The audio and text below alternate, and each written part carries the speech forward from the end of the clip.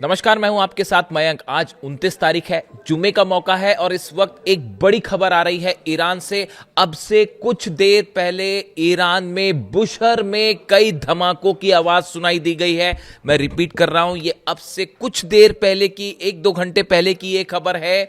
Iran में बुशहर में धमाके सुनाई दिए गए हैं और इसके साथ ही ईरान की तरफ से बहुत बड़ा दावा किया गया है।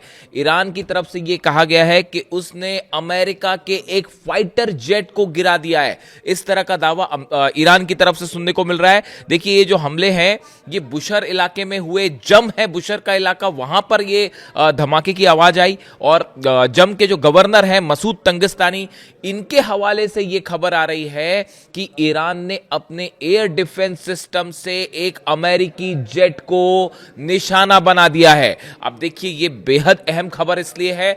बुशहर क्यों इंपॉर्टेंट है आप जानते हैं। बुशहर में ईरान का न्यूक्लियर पावर प्लांट है जो कि रूस की मदद से चलता है, जहां पर कई रशियन साइंटिस्ट आज भी मौजूद हैं। जंग के बीच में भी यहां पर साइंटिस्ट मौजूद रहे, उनको हालांकि वहां से हटाया गया था, लेकिन जो खबरें इस वक्त है कि यहां पर रूस के साइंटिस्ट मौजूद हैं। और बुशहर में धमाके का मतलब है एक बार फिर न्यूक्लियर प्लांट की ओर बड़ा इशारा करना। लेकिन गौर करने वाली बात है कि ईरान ने अभी यह साफ नहीं किया है कि ये कौन सा जेट मार गिराया। ये दावा है, हालांकि अमेरिका इससे डिनाई कर रहा है। जो अमेरिका की तरफ से बयान आए हैं उसके मुताबिक उनका कोई फाइटर जेट नहीं गिरा है, ऐसा अमेरिका का कहना है। लेकिन ईरान का दावा है कि ये फाइटर जेट था जिसने हमले किए यहां पे और गलत तरीके से ये अंदर आया था और उसको ईरान के डिफेंस सिस्टम ने मार गिराया है। अर्श ए कमानगीर, ये जो नया डिफेंस सिस्टम है, देखिए कल बंदर अब्बास पर हमले हुए। हमने देखा कि जिस तरह से बंदर अब्बास को निशाना बनाया गया, बंदर अब्बास में 3 से 4 धमाके हुए, अलग अलग आइलैंड्स पर 9 धमाके हुए। उसके बाद ईरान की तरफ से बड़ा पलटवार किया गया और कुवैत में उस अमेरिकी बेस को तबाह कर दिया गया जहां से मिसाइल्स फायर की गई थी। ये कल की घटना थी। लेकिन उसके बाद देखिए रात को क्या होता है। रात के समय एक तो रात भर हॉर्मुज में फायरिंग होती रही, दोनों तरफ से लगातार फायरिंग हो रही है। जो जहाज वहां से निकल रहे हैं अमेरिका के, जो बिना परमिशन के जा रहे हैं या जिनके बारे में कोई जानकारी नहीं है, कई जहाज ऐसे हैं जो ट्रांसपॉन्डर बंद करके पार करने की कोशिश कर रहे हैं। ईरान की सेना ने सबको रोक दिया है और बिना ईरान की इजाजत के इस समय हॉर्मुज में परिंदा भी पर नहीं मार पा रहा। यह हकीकत है। जो खबरें हैं हॉर्मुज की, ईरान ने बहुत ही एग्रेसिव स्टैंड ले रखा है हॉर्मुज में, खास तौर पर बंदर अब्बास पर कल जो हमले हुए थे उसके बाद। लेकिन देखिए अब होता क्या है, सुबह सुबह, जुमे की सुबह, यानी अब से कुछ देर पहले ही बंदर अब्बास में एक ऐसी खबरें हैं ईरान से कि एक फाइटर जेट को डिटेक्ट किया गया जो कि ईरान के एयर स्पेस के अंदर घुसा था। इसी दौरान खबरें आती हैं कि बंदर अब्बास में धमाके हुए हैं और उसके बाद ईरान की तरफ से दावा होता है कि हमने एक अमेरिका के जेट को मार गिराया है। अब ये कौन सा जेट था, इसकी जानकारी अभी पूरी साफ नहीं आई है, लेकिन इस तरह का दावा है ईरान की तरफ से। देखिए, अगर आप देखें पिछले 5 से 6 दिन के अंदर अमेरिका लगातार ईरान को किसी ना किसी तरह से जंगी हमलों में उलझाए हुए है। ये पॉलिसी इजराइल भी अपनाता है, चाहे लिबनन हो चाहे गाजा हो। लगातार इजराइल की तरफ से कुछ ना कुछ हमले हो रहे होते हैं, बजाय इसके कि सीजफायर है नहीं है। उसी तरह से अमेरिका भी आप देखें, चाहे हॉर्मुज में जो पहले 4 दिन पहले जो हमले किए गए बिना किसी वजह के, जबकि बातचीत ये थी कि कतर में अब्बास अराक्ची साहब मौजूद है, खलीफाफ साहब मौजूद थे कतर में, उसके बीच में ये हमले किए गए। फिर उसके बाद कल बंदर अब्बास पर हमले किए गए और आज जो खबरें हैं कि बुशहर में धमाके हैं और चूंकि फाइटर जेट का इन्वॉल्वमेंट है इसलिए ये खबर बेहद अहम हो जाती है। अब देखिए, सवाल ये है कि 2 चीजें हैं। एक तो आपने खबरें लगातार सुनी होगी कि एक नए ड्राफ्ट की चर्चा है जिसमें 30 दिन के सीज फायर का भी जिक्र है और 60 दिन के भी सीज फायर का जिक्र है कि अमेरिका और ईरान क्या 60 दिन के लिए सीज फायर बढ़ाएंगे। देखिए, एक बात तो ये सच है कि ऐसा एक ड्राफ्ट तैयार किया गया है, इसमें अब 2 मत नहीं है। ईरान की न्यूज़ एजेंसी की तरफ से 2 दिन पहले इस ड्राफ्ट की कुछ कंडीशंस जो है वो सामने आई थी। अब ये बात साफ है कि ये ड्राफ्ट पर काम किया गया है और ईरान की तरफ से भी इस पर काम हुआ है, अमेरिका की तरफ से भी काम हुआ है। अब इसमें 30 या 60 दिन के सीज फायर का जिक्र है, जंग रोकने का जिक्र नहीं है।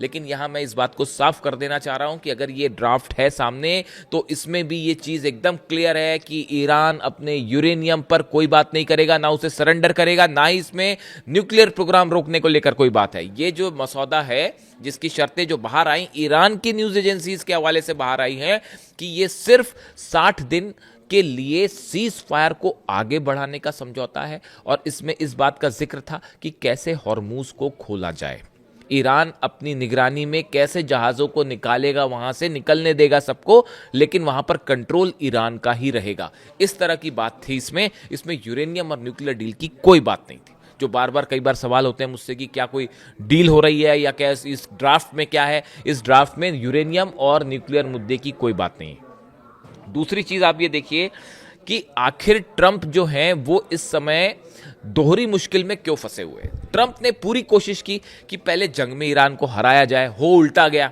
अमेरिका के सारे बेस तबाह हो गए, अमेरिका के 40-42 प्लेन्स गिर चुके हैं और उसके बाद हालात ये है कि अब ये नई खबर आ गई है कि एक और जेट डाउन है। कभी क्लेम नहीं करेगा अमेरिका का कि जेट डाउन है। अब आप वेट करिए क्या होता है, ईरान की तरफ से ये क्लेम है, देखते हैं क्या होता है। ना आप ईरान को हरा पाए, हुआ उल्टा कि ईरान को हराने चले थे, खुद हार बैठे। बातचीत करने पे आप ईरान को झुका नहीं पाए और वो सवाल ही नहीं है।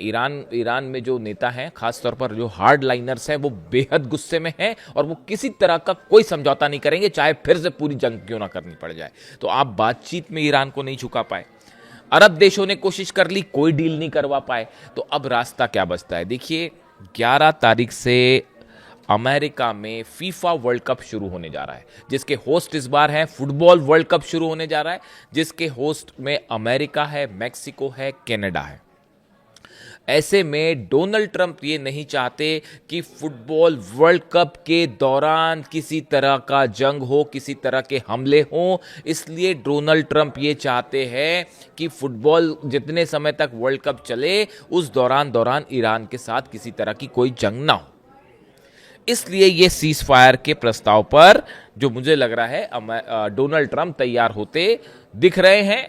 साइन करना उनकी मजबूरी है और कुछ होगा नहीं, वो अल्टीमेटली इस बात के लिए तैयार होंगे। आप देखिए इस बात को, वरना फुटबॉल वर्ल्ड कप गया, अगर जंग होगी पूरा यूरोप जलेगा। अगर इस बार जंग होती है, आप ईरान पर हमला करेंगे तो आप इसका नतीजा देखेंगे। ईरान की तरफ से साफ कह दिया गया है, आप इस बार 7 से 8 हजार रेंज वाली मिसाइल देखेंगे ईरान की, इसमें कोई शक नहीं है। और यह बात अमेरिका भी जानता है, इसीलिए बार बार कह रहा है कि यूरोप तक रेंज है, यूरोप तक रेंज है। आप मार्को रूबियो का बयान उठा के देख लीजिए, पीट हेग्सेट का बयान उठा के देख लीजिए। अमेरिका के तमाम एक्सपर्ट्स इस बात को बता रहे हैं कि इस बार यूरोप तक हमले हो सकते हैं और ऐसी सूरत में फुटबॉल वर्ल्ड कप तो गया, फिर भूल जाइए आप उसको। और यह अमेरिका के लिए बड़ा झटका होगा कि अमेरिका में फुटबॉल वर्ल्ड कप होता है और वो अमेरिका की पॉलिसीज की वजह से ही गड़बड़ा जाए। तो ऐसी सूरत में डोनाल्ड ट्रंप इस बात को नहीं चाहते, इसीलिए यह कोशिश है कि किसी तरह फिलहाल हालात को टाल दिया जाए और एक सीज फायर कर लिया जाए। लेकिन इस बात को ईरान के तमाम एक्सपर्ट, सिक्योरिटी काउंसिल के सदस्यों की ये राय है कि अगर ये जंग में सीज फायर होता भी है तो जैसे ही ये फुटबॉल वर्ल्ड कप खत्म होगा, अपनी सुविधा के मुताबिक अमेरिका फिर से हमला करेगा और इस बात के लिए ईरान तैयार है। और जिस स्पीड से ईरान में मिसाइल्स का मैन्युफैक्चरिंग हो रही है, ड्रोन्स की मैन्युफैक्चरिंग हो रही है, उसने अमेरिका को कहीं पीछे छोड़ दिया है। अमेरिका के थार्ड खत्म है, अमेरिका की टॉमहॉक्स मिसाइल्स को बहुत ज्यादा कमी आ गई है। ऐसी सूरत में अभी तक चीन और रशिया की तरफ से कुछ हो जाए तो काउंटर ना कर पाए अमेरिका, ये हालात खड़े हो गए। अगले 4 साल तक लगातार जब थर्ड सिस्टम्स बनाए जाएंगे, पेट्रियट बनाए जाएंगे, टॉमहॉक मिसाइल्स बनाई जाएगी, तब वो जो डेफिसिट है वो पूरा होगा। ये खबरें हैं सोर्सेस के मुताबिक। तो ऐसी, और जबकि ईरान में आप देखिए धड़ाधड़ मिसाइल्स बन रही हैं और चीन से सप्लाई भी हो रहा है, वो कोई ब्लॉकेट नहीं रोक पा रहा। आप उठा के देख लीजिए, पता कर लीजिए, दुनिया के हर डिफेंस एक्सपर्ट इस बात को समझ रहे हैं। चीन की तरफ से बड़ी संख्या में, बड़ी मात्रा में मिसाइल्स बनाने का सामान जो है पोटेशियम परक्लोरेट तेजी से लगातार ईरान को सप्लाई किया जा रहा है, बंदर अब्बास पहुंच रहा है, ईरान के पोर्ट्स पर पहुंच रहा है। ये जो धमाके होते हैं, बीच बीच में खबरें आती हैं जो, वो उसी लोकेशंस को टारगेट करने की कोशिश की जाती है। और हालात ये है, देखिए कल जो मिसाइल फायर हुई, खुर्रम शहर फायर हुई, उस बात को लेकर कंफर्मेशन आ गया अब कि जो कुवैत पर मिसाइल फायर हुई वो खुर्रम शहर मिसाइल फायर हुई थी, और खुर्रम शहर को कोई नहीं रोक पाया। वो रोकने का मतलब ही नहीं था, लगे रहे अमेरिका के तमाम जो है जहाज खड़े रहे बीच में, रोक लेना था, रोक ले पाए आप, नहीं रोक पाए ना। अल्टीमेटली उसने कुवैत में उड़ा दिया बेस को, सीधा हिट किया मिसाइल ने। कुवैत का डिफेंस सिस्टम ड्रोन रोक पाया, ड्रोन रोकने वाली बात एक अलग होती है, पर खुर्रम शहर 4 को आप कैसे रोकोगे, वो गिरी जाके वहां से। तो ये बात सऊदी अच्छी तरह से समझ रहा है, ये बात यूएई अच्छी तरह से समझ रहा है। इसीलिए सऊदी जो है, एक तो देखिए जितने मुस्लिम देश हैं, डोनाल्ड ट्रंप की लाख कोशिशों के बावजूद कोई अब्राहम अकॉर्ड पर साइन करने को राजी नहीं है और इसराइल को मान्यता देने को राजी नहीं है ना सऊदी। देखिए इसकी सबसे बड़ी वजह यह है कि जितने अरब देश हैं ये इस बात को अच्छी तरह से समझ चुके हैं कि ईरान के गुस्से से अगर कोई बचा सकता तो ईरान ही बचा सकता है, वो अमेरिका नहीं बचा सकता, ये बात तो तय है। और इसीलिए जो कुवैत से जो हमले हुए उसके बाद नतीजा जो था, ये ट्रेलर दिया ईरान ने, और ईरान का देखिए स्टैंड बिल्कुल साफ है, जैसा हमला होगा वैसी जवाब दिया जाएगा। ये खामेनी साहब की पॉलिसी, अली खामेनी साहब की पॉलिसी है, जिसने चारों खाने चित्त कर दिया। देखिए अली खामेनी साहब का जिक्र मैं आज फ्राइडे है, शुक्रवार है, जुम्मे के दिन आपको पता ही है, मैं तो जंग की बात ही नहीं करता था और हमेशा जो है अली खामेनी साहब की जो टीचिंग्स है उनके ऊपर वीडियो बनाता था, लेकिन क्या किया जाए, शायद मंजूर नहीं है कुछ लोगों को शांति ना, तो इसीलिए फिर अब जंग की बात की जाएगी। तो अली खामेनी साहब जितनी ज़्यादा उन्होंने शांति का संदेश दिया, जितना ज़्यादा उन्होंने जो है ज्ञान का प्रचार प्रसार किया, वो उतने ही अच्छे जो है वो मिलिट्री कमांडर भी थे। और हकीकत ये है साहब, गांठ बांध के रख लीजिए इस बात को, अली खामेनी साहब की पॉलिसीज पे चलकर आज अमेरिका को उन्होंने घुटने पर ला दिया है। हर क्षेत्र में अमेरिका को आउटप्ले कर दिया है। पूरी दुनिया देख रही है इस बात को कि आपने जंग में अमेरिका को हराया, बातचीत में आप जो है वो अमेरिका पर भारी पड़ते दिख रहे हैं, और अब तो यह हाल हो चुका है कि अमेरिका की मजबूरी हो गई है सीज फायर करना। और इजराइल का क्या होगा साहब, वो तो अब भविष्य जानता है कि क्या होगा। पूरे मिडिल ईस्ट का पावर बैलेंस बदल चुका है। ईरान अब मिडिल ईस्ट का सबसे बड़ा पावर है, और मिडिल ईस्ट का ही नहीं, अब ईरान और इजराइल की तुलना नहीं हो सकती। अगर अमेरिका इजराइल की मदद करना छोड़ दे और ईरान और अमेरिका की जंग हो जाए, तो आप सोचिए इजराइल का क्या होगा। और हालात तो अब इजराइल और ईरान की तुलना ही नहीं है, अब तो मामला सिर्फ अमेरिका का है, और दुनिया के सबसे बड़े सुपर पावर का होना दावा करने वाले देश को ईरान ने घुटनों पर ला दिया है। और ये अली खामेनी साहब की एग्रेसिव पॉलिसी का नतीजा है। उनकी तरफ से बात हमेशा कही जाती थी कि अमेरिका की कमजोरी यह है कि अगर उसने आपके खिलाफ जरा भी एग्रेशन दिखाया, आप उससे ज्यादा एग्रेसिव हो जाइए, अगर आप दबे तो और हमले होंगे आप पे जो है लगातार अत्याचार होंगे, लेकिन अगर आप एग्रेसिव हो जाते हैं तब अमेरिका जो है डोनाल्ड ट्रंप और अमेरिका पीछे हटना शुरू कर देते हैं। इसका एग्जांपल लेटेस्ट समझिए, 5 अलग अलग तरह की न्यूक्लियर मिसाइल्स फायर करी रूस ने यूक्रेन के ऊपर। पिछले आप 4-5 दिन की कहानी देखिए, जब लुहांस्क में बच्चों के स्कूलों पर हमला हुआ और वहां बच्चे मारे गए, उसके बाद पुतिन ने अपनी 5 न्यूक्लियर मिसाइल्स निकलवाई और कहा कि मारो कीव पर, और यूक्रेन पे धड़ाधड़ मिसाइलें गिरनी शुरू हुई। उसके बाद अमेरिका ने इस हमले की आलोचना करने की हिम्मत तक नहीं की। आप सोचिए, जितने यूक्रेन डिफेंस सिस्टम फायर कर रहा है, अपने जो मिसाइल्स फायर कर रहा है, यूक्रेन की तरफ से जो ड्रोन जा रहे हैं, ये सबके सब अमेरिका और यूरोप ही तो दे रहा है।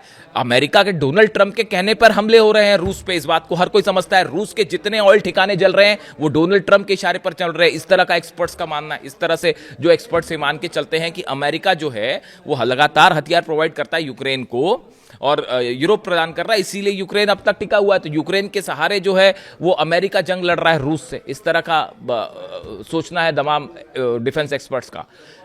रूस ने जहां अपनी न्यूक्लियर मिसाइल्स निकाली तो अमेरिका बैकट्रैक, वो जो है पीछे हट गया, उसने यूक्रेन का हमले पर आलोचना तक नहीं की। यही बात अली खामेनी साहब कहते थे। तो अब उसी पॉलिसी पर चल रहा है पूरा का पूरा ईरान, और ये जो छोटे छोटे क्लैशेस हो रहे हैं अलग अलग, ये जंग का रूप अब तब लेंगे जब फिलहाल ये वर्ल्ड कप वाला प्रोसीजर ओवर होगा। कम से कम नवंबर में चुनाव होने हैं, mid term polls, Donald Trump का बयान आया है कि हम देखेंगे, हमें उसकी चिंता नहीं है। डोनाल्ड ट्रंप की हार तय मानी जा रही है अमेरिका में। कई सारे एक्सपर्ट्स ये मान के चल रहे हैं कि जिस मुश्किल में अमेरिका है और जो मैसेज गया कि ईरान को आप नहीं हरा पाए, उससे डोनाल्ड ट्रंप की हार कम से कम तय हो गई है, ऐसा माना जा रहा है। इस सूरत हाल में अब ये जो जंग वाली बात है, दोनों चीजें एक साथ चल रही हैं। अपनी सुविधा के मुताबिक सीजफायर करके वो फिर हमला करेगा, ये बात ईरान अच्छी तरह से समझता है और उसकी जबरदस्त तैयारी हो रखी है। अब देखना यह है कि अगले 2-3 दिन में क्या डेवलपमेंट होता है। आपको दोनों चीजें दिख सकती है, एक सीजफायर का प्रस्ताव आ सकता है। अगर सीजफायर हो भी जाता है तो आप ये कतई मत मानिए कि ये जंग फिर से शुरू नहीं होगी। ये जंग फिर शुरू होगी, यूरेनियम पे ही जंग शुरू होगी। आप देखिएगा इस बात को, भले सीजफायर हो कुछ दिन का, वो सुविधा के मुताबिक है। और ईरान, देखिए ईरान की तरफ से भी जो इस टाइम मिल रहा है, मैं आपको बार बार ये कह रहा हूं कि जो टाइम ईरान को मिलता है, ईरान भी जो बार बार कहता है अच्छा ठीक है बात शुरू, डेलीगेशन भेज देता है, कभी बातचीत शुरू होती है। ईरान को टाइम चाहिए, और टाइम चाहिए। हो सकता है कुछ चीज़ें बन रही हों ईरान में और बन जाएं जल्दी, समझदार को इशारा काफ़ी है। तो जो भी जुड़ा अपडेट होगा वो आपको बताऊंगा। फिलहाल ये बुशर से जुड़ी बड़ी खबरें हैं कि बुशर में एक बार फिर धमाके हुए हैं और पूरे ईरान में जो है वो रेड अलर्ट है इस समय। Thank you so much.